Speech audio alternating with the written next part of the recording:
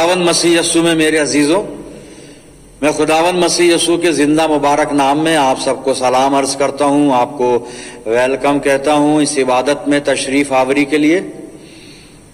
परमेश्वर का धन्यवाद करते हैं, उसने हम में से हर एक को अपने फजल में संभाल के रखा और हम मुतवातिर सब लोगों के लिए प्रार्थना करते हैं कि प्रभु का अनुग्रह, प्रभु की करुणा, प्रभु की दया सब पर हमेशा बनी रहे। अजीजों, आज जो कलाम का हिस्सा है, पुराने नियम में होशे नबी की किताब को आप निकालें और अध्याय 6 खोल लें और 4 पद से 6 पद मैं आपके सामने पढ़ रहा हूं, आप अपनी बाइबल में देखें। आए इफ्राइम, मैं तुझसे क्या करूं? आए यहूदा, मैं तुझसे क्या करूं? क्योंकि तुम्हारी नेकी सुबह के बादल और शबनम की मानिंद जल्द जाती रहती है। इसलिए मैंने उनको नबियों के वसीले से काट डाला और अपने कलाम से कत्ल किया है, और मेरा अदल नूर की मानिंद चमकता है। क्योंकि मैं कुर्बानी नहीं बल्कि रहम पसंद करता हूं और खुदा शनासी को सोख्तनी कुर्बानियों से ज्यादा चाहता हूं। खुदा की बरकत उसके पाक कलाम के पढ़े जाने और सुने जाने पर हो, आमीन। आइए दुआ मांगे। खुदावंद मसीह यस्सु में हमारे प्यारे आसमानी बाप, बड़े अदब के साथ हलीमी और फिरोतनी की रूह में होकर हम सब तेरे बेटे और तेरी बेटियां तेरे पाक कदमों पर सरनिगू हैं। ये वक्त है तेरे जिंदा और मुबारक कलाम पर मेडिटेशन करने का। प्यारे बाप आसमानी, हम में से हर एक को पवित्र आत्मा का मसा दे कि पाक रूह की रहनुमाई में होकर हम तेरे जिंदा और मुबारक कलाम को सुन सकें, समझ सकें और अपनी जिंदगियों में जज्ब कर सकें। प्यारे बाप आसमानी, इल्तिजा करते हैं कि वचन का बीज जब हम सब की दिल की जमीन पर गिरता है तो हमारी जिंदगियों में जड़ पकड़े, बहुत सा फल लाए। पिता परमेश्वर, हमारे चारों तरफ पाक फरिश्तों की सेना का बाड़ा बांधना कि शैतान हमें किसी भी तरह से तेरी संगति से जुदा ना कर सके। पिता परमेश्वर, अपनी जिंदगियों को तेरी अधीनता में देते हैं और इस प्रार्थना को तेरे प्यारे पुत्र अपने उद्धार करता खुदावंद यीशु मसीह के जिंदा और मुबारक नाम के वसीले से मांगते, सुन और कबूल कर ले, आमीन। अजीजों, एक बार फिर परमेश्वर का धन्यवाद करते हैं अच्छी संगति के लिए। खुदा बाप ने मौका दिया लैंड सीजन में, ये आज एक और रविवार हमारे जीवन में परमेश्वर ने दिया कि हम बैठकर परमेश्वर के कलाम को सुने, सीखें, समझें, अपने जीवन में उसे स्थान दें। हम अपने थीम को जरूर याद रखें जो सबोपदेशक 12:14 में हम पाते हैं। वहां पर लिखा है, क्योंकि परमेश्वर सब कामों का और सब गुप्त बातों का, चाहे वो भली हो या बुरी, न्याय करेगा। और इसी को ध्यान में रखते हुए हम ये प्रयास कर रहे हैं इन दिनों में कि परमेश्वर की नजदीकी में और ज्यादा बढ़ें, उसकी पहचान में और ज्यादा मजबूत और मैच्योर हो जाएं और खुदावंद मसीह यीशु की मोहब्बत की जो लंबाई, चौड़ाई, गहराई है, यानी उसकी मोहब्बत का जो डायमेंशन है, उसको पूरी तरह से हम समझ सकें और रूहानी जिंदगी में और आगे बढ़ें। आज जो होशे नबी की किताब और 6 अध्याय के 4 से 6 पद मैंने आपके सामने पढ़े, 6ठी आयत को मैं दोहराना चाहता हूं। आप अपनी बाइबल में उसको जरूर देखें। मैं उर्दू में से पढ़ रहा हूं। यहाँ पे लिखा है, क्योंकि मैं कुर्बानी नहीं बल्कि रहम पसंद करता हूं और खुदा शनासी को सोख्तनी कुर्बानियों से ज्यादा चाहता हूं। मैं इंग्लिश वर्जन में पढ़ देता हूं ताकि आप सबके लिए आसानी हो। For I Dzire mercy and not sacrifice and the knowledge of God more than burn offerings.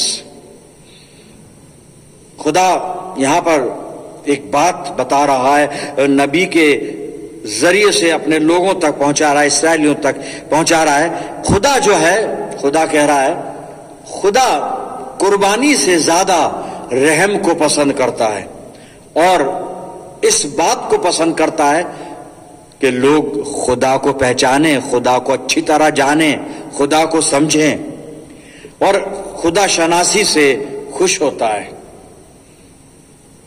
मेरे अजीजों, मैं और आप अपने खुदा को, अपने परमेश्वर को किस रूप में पहचानते हैं, कितना उसके बारे में हम जानते हैं। एक बड़ी आम जो समझ हम लोगों की है, खुदा हमारा आसमानी बाप है, बिल्कुल ठीक है। खुदा हमसे प्यार करता है, बिल्कुल ठीक है। खुदा ने इतनी मोहब्बत हमसे की, अपना इकलौता बेटा दिया, बिल्कुल बात सच है, ठीक है। परमेश्वर का धन्यवाद हो। खुदा हमें हर तरह संभालता है, हमारी रक्षा करता है, बिल्कुल सच बात है, ठीक है। लेकिन इससे ज्यादा और क्या हमारे पास है जो हम कह सकते हैं कि हम खुदा शनासी में यहां पर हम पाए जाते हैं, अर्थात हम परमेश्वर को इतना पहचानते हैं। एक मयार, एक जो स्तर है वो क्या है, हम किस रूप में परमेश्वर को पहचानते हैं प्रियजनों। क्योंकि खुदा ने होशे नबी की मार्फत ये पैगाम इसराइलियों को पहुंचाया कि तुम जो कुर्बानियां चढ़ाते रहते हो, होम बलि चढ़ाते हो, तुम जो सोख्तनी कुर्बानी चढ़ाते हो, तुम जो पाप बलि चढ़ाते हो, मेल बलि चढ़ाते हो, वगैरह वगैरह, जो मैं इन कुर्बानियों से ज्यादा इस बात से खुश होता हूं कि तुम्हारी जिंदगी में रहम पाया जाए और तुम अपने परमेश्वर को पूरी तरह पहचानो। इस बात से खुदा कह रहा है कि मैं खुश होता हूं बजाय तुम्हारी कुर्बानियों के, क्योंकि उनकी कुर्बानियों में बाद में छल कपट पैदा हो गया था। इसलिए परमेश्वर ने उनकी कुर्बानियों को कंडेम करके ये मैसेज उन तक पहुंचाया कि मैं कुर्बानी नहीं बल्कि रहम चाहता हूं, और इस बात से खुश होता हूं कि लोग मुझे पूरी तरह से, ठीक तरह से, अच्छी तरह से, सही तरह से पहचाने। अजीजों, इन दिनों में जब हम लेंट सीजन में से गुजर रहे हैं और रोज हम खुदावंद के कदमों पर आते हैं, और जब भी मौका मिलता है हम आते हैं परमेश्वर की संगति में बैठकर वचन को सुनते हैं, हमारी पहचान क्या है परमेश्वर के बारे में। ये मैसेज इस्राएलियों को दिया गया था, तो क्या इस्राएली खुदा को नहीं पहचानते थे? खुदा के लोग थे, खुदा की कौम थे, वो पुराने अहदनामे की मंडली है साहब ये, और परमेश्वर ने उनसे बेहद प्यार किया है, बल्कि इतना प्यार किया, कलाम कहता है कि वो परमेश्वर का पहलौठा थे। हम तो ले पालक हैं, अडॉप्टेड हैं हम तो, लेकिन वो तो पहलौठे थे। वो तो क्यों उनको खुदा ये पैगाम दे रहा है? वो इसलिए दे रहा है कि इस्राएलियों ने खुदा को जानने के बावजूद भी खुदा को नहीं पहचाना। कितनी अजीब बात है, खुदा की मोहब्बत को नहीं समझे। और ये बात मैं क्यों कह रहा हूं, कुछ हवाले अभी मैं आपके सामने पढ़ता हूं। रोमियो की पत्री को आप खोल लीजिए और पहला अध्याय। इनकी हालत क्या थी, रूहानी जिंदगी का जिक्र पौलुस कर रहा है। इसलिए खुदा ने ये मैसेज होशे नबी के मार्फत भेजा कि मैं इस बात से खुश होता हूं कि तुम लोग मुझे पहचानो, मुझे जानो। मुझे पहचानते नहीं, कुर्बानियां चढ़ाते, कुर्बानी से नहीं। मैं इस बात से खुश होता हूं कि तुम रहम अपने अंदर रखो अपनी जिंदगी में, और तुम मेरी पहचान में आगे बढ़ो। खुदा शनासी जिसे कहा गया है, नॉलेज ऑफ गॉड। इनकी हालत क्या थी? खुदा के लोग थे, खुदा इनसे प्यार करता था, बिल्कुल, लेकिन फिर भी इनकी रूहानी जिंदगी की तस्वीर क्या थी, वो पौलुस ने बताई है। रोमियो की पत्री पहला अध्याय, पहले 19 से 21 पद आपके सामने पढ़ता हूं। इसलिए कि परमेश्वर के विषय का ज्ञान उनके मनों में प्रकट है, क्योंकि परमेश्वर ने उन पर प्रकट किया है उसके अनदेखे गुण, अर्थात उसकी सनातन सामर्थ्य और परमेश्वत्व जगत की सृष्टि के समय से उसके कामों के द्वारा देखने में आते हैं, यहां तक कि वो निरुत्तर हैं। इस कारण के परमेश्वर को जानने पर भी उन्होंने परमेश्वर के योग्य बड़ाई और धन्यवाद न किया, परंतु व्यर्थ विचार करने लगे, यहां तक कि उनका निर्बुद्धि मन अंधेरा हो गया। ये उनकी रूहानी जिंदगी की हालत थी। फिर इसी में से 25 पद पढ़ रहा हूं मैं। क्योंकि उन्होंने परमेश्वर की सच्चाई को बदलकर झूठ बना डाला और सृष्टि की उपासना और सेवा की, ना के उस सृजनहार की जो सदा धन्य है। आमीन। वर्शिप तो करते थे लेकिन सच्चे खुदा की नहीं, खुदा की खिलकत की, उसकी सृष्टि की आराधना करने लगे, जिसके लिए खुदा ने मना किया था। अब सुनिए उनके ऐब क्या थे। खुदा कह रहा ना तुमने मुझे पहचाना नहीं, और मैं इस बात से खुश होता हूं, मुझे पहचानो, मुझे समझो, मुझे प्यार करो, पूरी पूरी तरह से मेरी पहचान अपने दिल में दिमाग में बिठाओ। करते क्या थे और क्या करा उन्होंने, देखिए उनके बारे में पौलुस और लिखता है इसी बाब रोमियो 1 में 28 आयत से मैं पढ़ रहा हूं।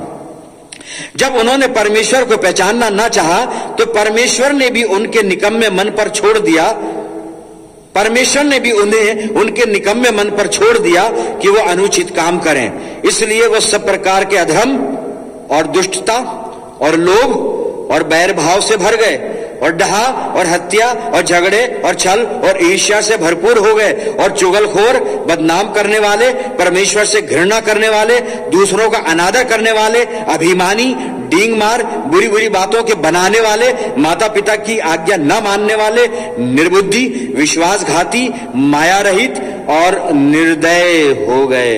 ये ऐब आ गए इनकी जिंदगियों में। इसलिए खुदा कहता है कि मैं कुर्बानी से नहीं बल्कि रहम से खुश होता हूं और खुदा शनासी को पसंद करता हूं और उससे खुश होता हूं।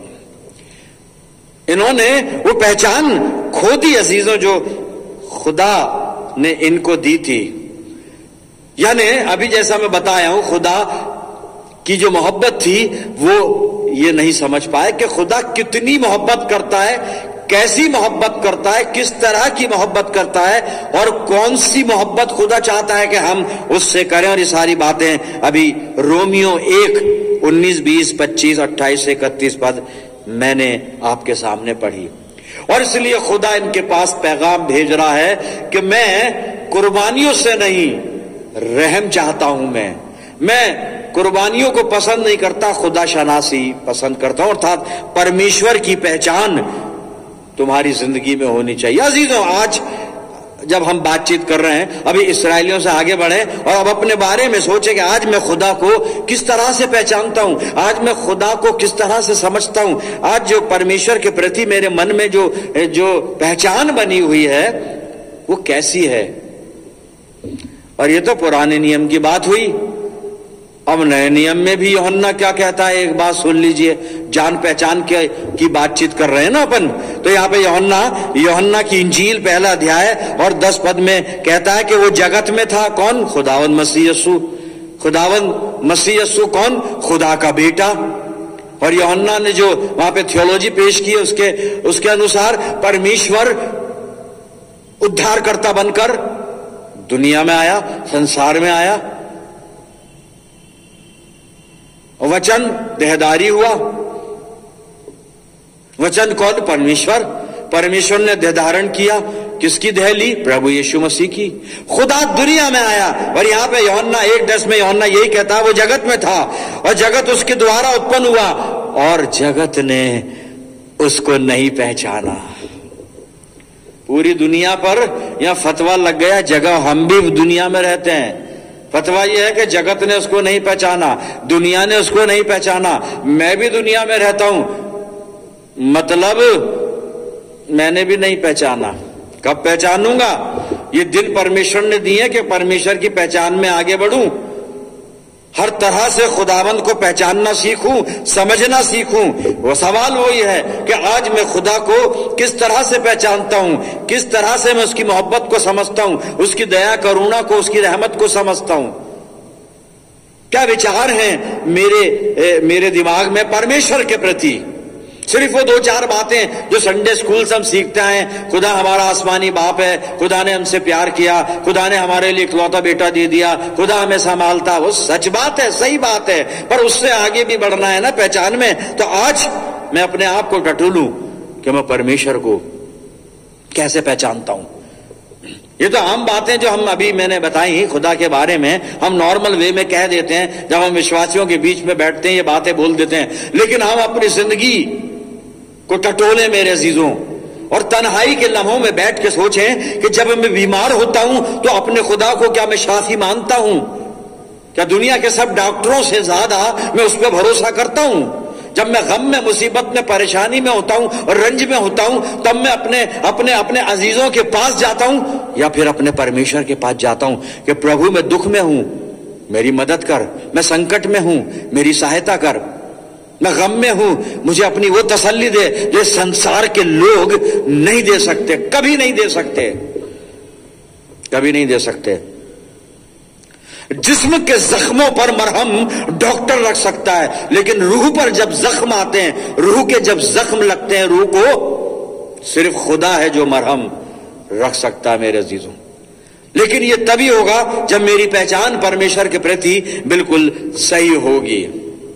एक इलस्ट्रेशन बाइबल में से मैं आपको बताना चाहूंगा, और यह अय्यूब की पुस्तक है और पहला अध्याय है और 2 पद का 9 और 10 पद में आपके सामने पढ़ूंगा।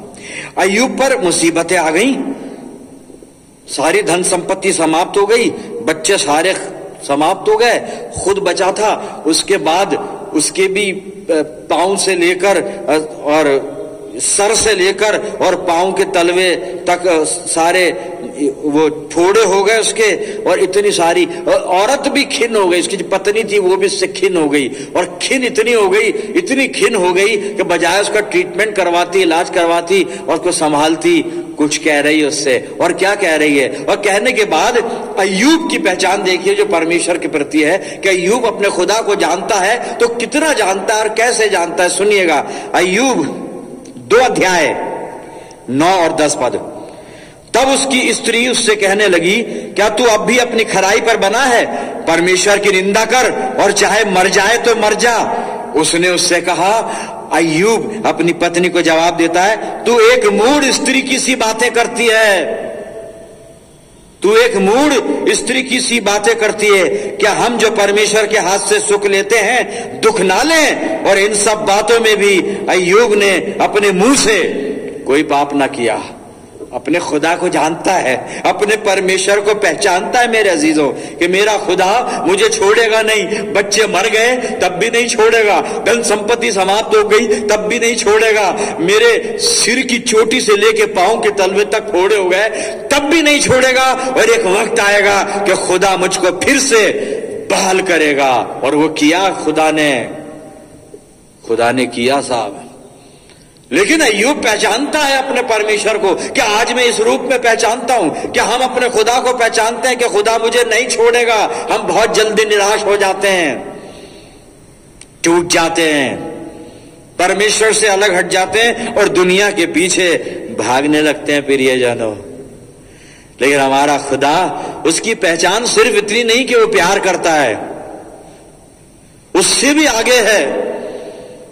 उसकी मोहब्बत की जो फरावानी है ना, लंबाई चौड़ाई गहराई, कोई नाप नहीं सकता साहब, कोई नहीं नाप सकता, कोई भी नहीं नाप सकता। हाँ, जो उसके अंदर डूब जाएगा अपने परमेश्वर में, जो लीन हो जाएगा उसकी मोहब्बत में, जो पूरी तरह गर्क हो जाएगा, सिर्फ वो जान सकता है, बाकी हर एक नहीं जान सकता। दुआ करते रहिए, इबादत में आते रहिए, पहचान एक अलग चीज होती है।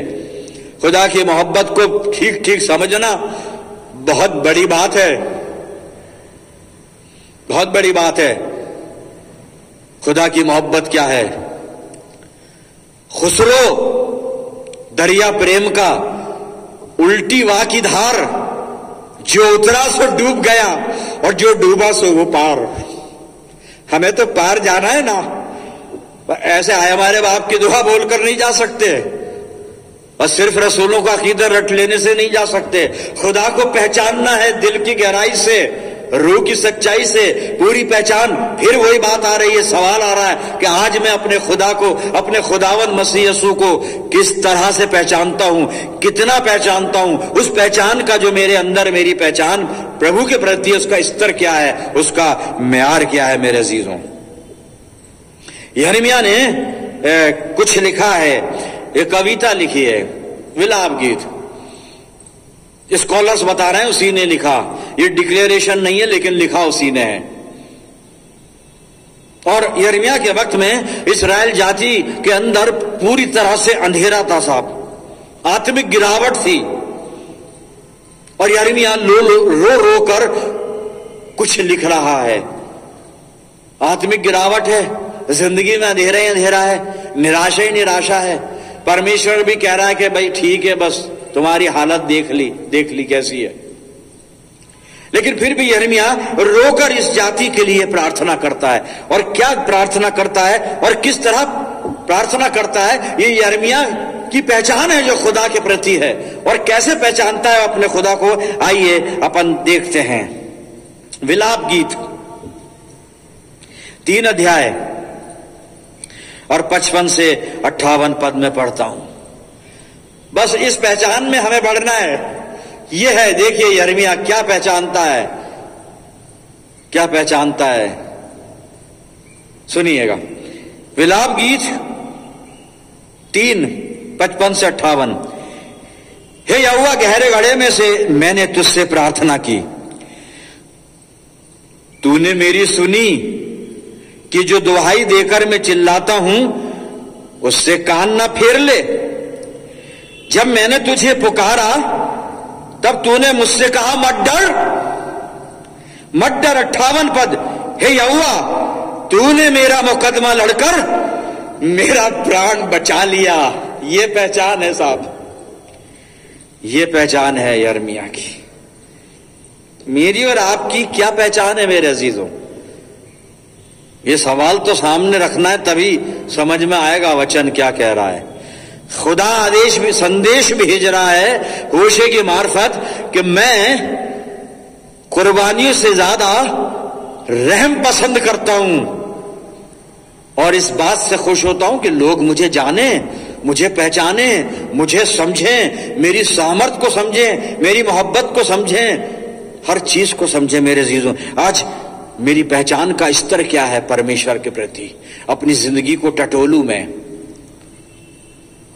जब हम हमेशा की जिंदगी की बात करते हैं ना, अनंत जीवन, अनंत जीवन, हमेशा की जिंदगी, साहब हमेशा की जिंदगी का मतलब ये नहीं है कि अमर हो जाएं। नहीं, अमर का मतलब कहते हैं जो दुनिया में जी रहा है और मरे नहीं वो अमर नहीं। सबको सब मर, ये शरीर तो छोड़ना है। अमर का मतलब है शरीर नहीं छोड़ना, हमेशा इस शरीर में रह के जिंदा रहना नहीं जी, हमेशा की जिंदगी। अब हमेशा की, जिसको हिंदी में अनंत जीवन का है, इसका डेफिनेशन क्या, परिभाषा क्या है, इसकी डेफिनेशन क्या है, परिभाषा क्या है, किसको कहेंगे अनंत जीवन? आप सोच रहे हैं जो जीवन कभी खत्म ना हो उसको अनंत जीवन कहेंगे? नहीं भाई नहीं। हमेशा की जिंदगी किसको कहेंगे? जो जिंदगी कभी खत्म ना हो वही तो हमेशा नहीं। बाइबल में परिभाषा है अनंत जीवन किसको कहेंगे, क्या है हमेशा की जिंदगी। आइए बाइबल से मालूम कर लेते हैं। बल्कि बाइबल में भी खुदावंद मसीह यीशु ने बताया है। यूहन्ना रचित सुसमाचार 17 अध्याय 3 पद, अनंत जीवन क्या है सुनिएगा। और अनंत जीवन ये है, ये प्रभु यीशु मसीह फरमा रहे हैं, खुदावंद मसीह यीशु कह रहे हैं साहब। और जब महायाजक की प्रार्थना उन्होंने अपने लिए की और बाद में चेलों के लिए भी की है, उसमें खुदा से बात कर रहे हैं। और अनंत जीवन की डेफिनेशन देखिए प्रभु यीशु मसीह दे रहा है। और अनंत जीवन यह है कि वो तुझ एकमात्र सच्चे परमेश्वर को और यीशु मसीह को जिसे तूने भेजा है जाने। तुझ एकमात्र परमेश्वर को जाने और उसके बेटे प्रभु यीशु मसीह को जाने, यह है अनंत जीवन। मैं कैसे जानता हूं परमेश्वर को, मैं कैसे जानता हूं प्रभु यीशु मसीह को? अगर मेरी पहचान सही है परमेश्वर के प्रति, मेरी पहचान सही है प्रभु यीशु मसीह के प्रति, तो फिर अनंत जीवन मेरे पास है, अनंत जीवन मेरे पास है। अजीजों, परमेश्वर से प्रार्थना कीजिए कि परमेश्वर के प्रति, प्रभु यीशु मसीह के प्रति हमारी पहचान जो संडे स्कूल में सीखी, जो कन्वेंशनों में सुनी, उससे ज्यादा बढ़कर पर्सनल लाइफ के तजुर्बे से हम अपने खुदा को जानना और पहचानना सीखें। अपने व्यक्तिगत अनुभव से अपने परमेश्वर को हम जानना और पहचानना सीखें मेरे जीवन। और खुदा एक सलाह दे रहा है मुझे भी और आपको भी, और ये आखिरी हवाला है, उसके बाद बात समझ में आ जाएगी। और अगर समझ में आ जाए तो इसको अपनी जिंदगी में अपना लीजिए, परमेश्वर की पहचान में आगे बढ़ते जाइए, आगे बढ़ते जाइए, आगे बढ़ते जाइए। क्योंकि इस बात को हमेशा याद रखें कि परमेश्वर सब कामों का और सब गुप्त बातों का, चाहे वो भली हो चाहे बुरी, न्याय करेगा।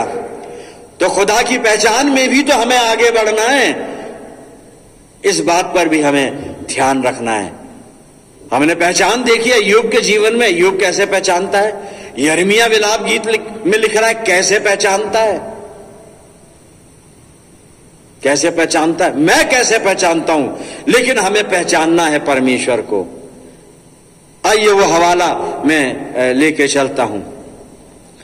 यिर्मयाह की किताब वापस निकालें और 9 अध्याय 23 और 24 पद आपके सामने पढ़ रहा हूं। सुनिए कितनी खूबसूरत बात मेरा परमेश्वर, कितनी खूबसूरत बात मेरा परमेश्वर मुझे कह रहा है। आप भी सुने मेरे अजीजों। यहोवा यूं कहता है, बुद्धिमान अपनी बुद्धि पर घमंड ना करे। हम इंसान हैं और ह्यूमन नेचर ऐसा है, हम अपनी बुद्धि पर घमंड करते हैं। अपनी बुद्धि पर हमें बहुत घमंड होता है। अपनी बुद्धि पर, ये इंसान का नेचर, हमें बहुत घमंड होता है कि हम बहुत अक्लमंद हैं, बहुत समझदार हैं। लेकिन साहब, अनुभव मैंने जो किया हो ये किया कि हम समझदार नहीं हैं।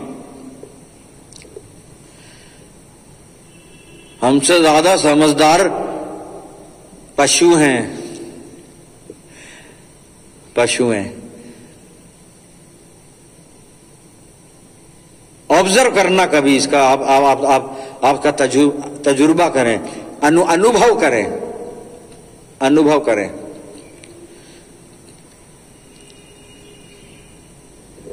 सुनिए, यहोवा यूं कहता है, बुद्धिमान अपनी बुद्धि पर घमंड ना करे, न वीर अपनी वीरता पर, न धनी अपने धन पर घमंड करे।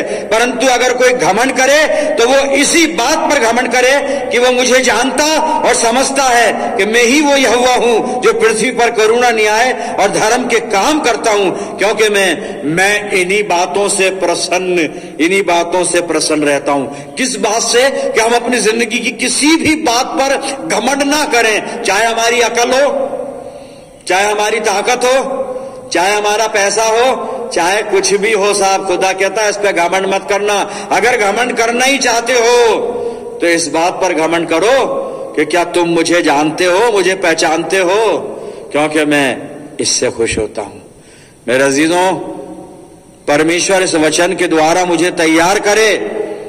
पवित्र आत्मा से हम दुआ करते हैं, पवित्र आत्मा हमारी अगुवाई करे कि हम अपने परमेश्वर की सही और पूरी पहचान में आगे बढ़ते चले जाएं। ये तैयारी के दिन हैं, आत्मिक निरीक्षण के दिन हैं। खुद को जांचें, खुद को परखें कि मैं परमेश्वर को सही रूप में पहचानता भी हूं कि नहीं पहचानता हूं। अपनी जिंदगी को परमेश्वर के चरणों पे लेके चलें। प्रियजनों, आइए दुआ करें। खुदावंद मसीह यीशु में प्यारे बाप आसमानी, धन्यवाद करते हैं जीवित वचन के लिए, जिसने एक बार फिर हमें आज याद दिलाया, हमें चिताया, हमें रूहानी तौर पर तैयार किया कि हम अपने परमेश्वर को जाने, पहचाने, उसकी पहचान में और ज्यादा मजबूत हो जाएं, आगे बढ़ें। पिता परमेश्वर, सबसे पहले तो मुझे ये बात बता दे कि मैं अपने खुदा और अपने प्रभु यीशु मसीह को कितना जानता हूं, कितना उसकी मोहब्बत को समझता हूं। और प्रभु फिर विनती करता हूं, हम सब विनती करते हैं कि हमें प्रभु यीशु मसीह के प्रेम में और ज्यादा मजबूत करना। दयालु पिता, अपनी जिंदगियों को तेरे इख्तियार में देते हैं। हम दुआ करते हैं, पवित्र आत्मा के द्वारा हमारा मार्गदर्शन कर। परम पिता परमेश्वर, मैं दुआ करता हूं जितने लोग प्रार्थना में मेरे साथ सम्मिलित हैं, इन सब अजीजों पर तेरी शफकत, रहमत और बरकत का साया हमेशा बना रहे खुदा बाप। और ये सब अजीज लोग तेरी पहचान में और ज्यादा और ज्यादा बढ़ते चले जाएं। परमपिता परमेश्वर, हम सब मिलकर पूरे विश्व के लिए प्रार्थना करते हैं। जो भी महामारी, जो भी संकट, जो भी विपत्ति इन दिनों में मनुष्य पर है, उसे दूर करना।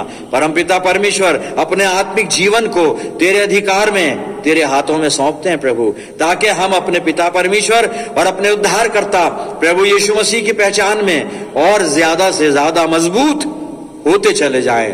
परमपिता परमेश्वर, हर प्रकार से अपना सर्वस्व तुझे सौंपते हैं और इस प्रार्थना को बड़े ईमान के साथ, बड़ी दीनता नम्रता के साथ तेरे प्यारे इकलौते पुत्र, अपने उद्धारकर्ता प्रभु यीशु मसीह के जिंदा और मुबारक नाम के वसीले से मांगते हैं। सुन और कबूल कर ले, आमीन। अब हमारे प्रभु यीशु मसीह का अनुग्रह, पिता परमेश्वर का प्रेम, पवित्र आत्मा की सहभागिता हम सब के साथ, समस्त विश्वासियों के साथ, हमारी सब मंडलियों के साथ अब से लेकर हमेशा तक होती रहे, आमीन।